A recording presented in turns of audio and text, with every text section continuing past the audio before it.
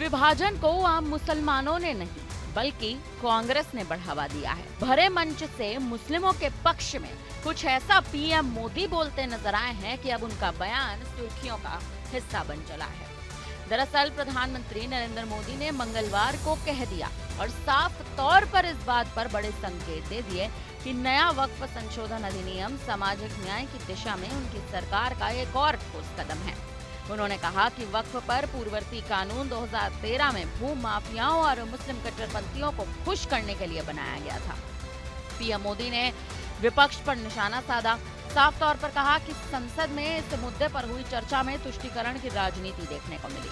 तुष्टीकरण की इसी राजनीति के कारण कांग्रेस सत्ता में आई है और कुछ मुस्लिम कट्टरपंथी अमीर बन गए हैं।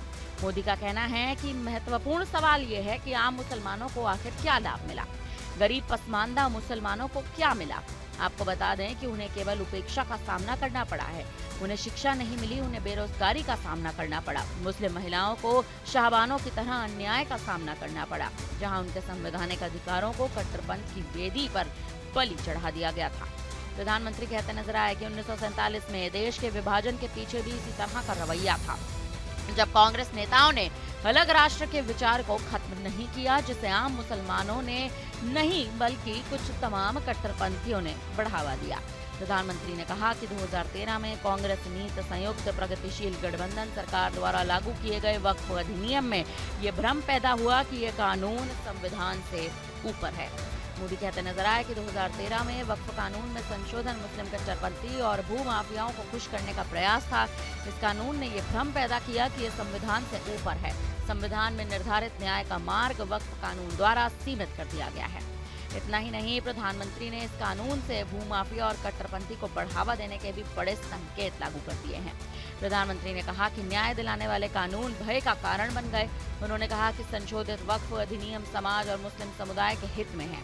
मैं संसद को एक शानदार अधिनियम बनाने के लिए बधाई देता हूँ। अब वक्फ की पवित्र मंशा कायम रहेगी, गरीब पसमानदा मुसलमान, महिलाओं और बच्चों के अधिकारों की भी रक्षा होगी। प्रधानमंत्री ने संसद को इस शानदार कानून को पारित करने के लिए बधाई दी। उन्होंने कहा कि संसदीय इतिहास में दूसरी सबसे लंबी चर्चा यहाँ हुई है। आपको बता दें, इसी बीच प्रधानमंत्री मोदी ये भी कहते नजर आए कि उनकी सरकार ने इस वर्ष के पहले 100 दिनों में अपनी नीतियों के साथ संभावनाओं के नए द्वार खोले हैं। उन्होंने कहा कि भारत ना तो झुकने वाला है, ना ही रुकने वाला है। अंतरिक्ष और परमाणु क्षेत्र में निजी कंपनियों को अनुमति देने के फैसले का हवाला देते हुए पीएम ने कहा कि हमने अपनी नीतियों के माध्यम से तमाम नई संभावनाओं से द्वार खोल दिए हैं। इतना ही नहीं, आतंकवाद और नक्सलवाद पर भी रोक लगाने की तमाम कोशिशें जारी हैं। अब देखा जाए तो प्रधानमंत्री मोदी का ये बयान और वक्फ पर दिया ये बयान लगातार विपक्ष पर खुला हमला बोल रहा है। मुसलमानों के पक्ष में बोलते नजर आए, ये कहते नजर आए कि मुसलमानों ने नहीं लेकिन कांग्रेस ने इसको बढ़ावा दिया था। फिलहाल इस पर आप क्या कहेंगे? आप हमें अपनी राय कमेंट करके जरूर दें।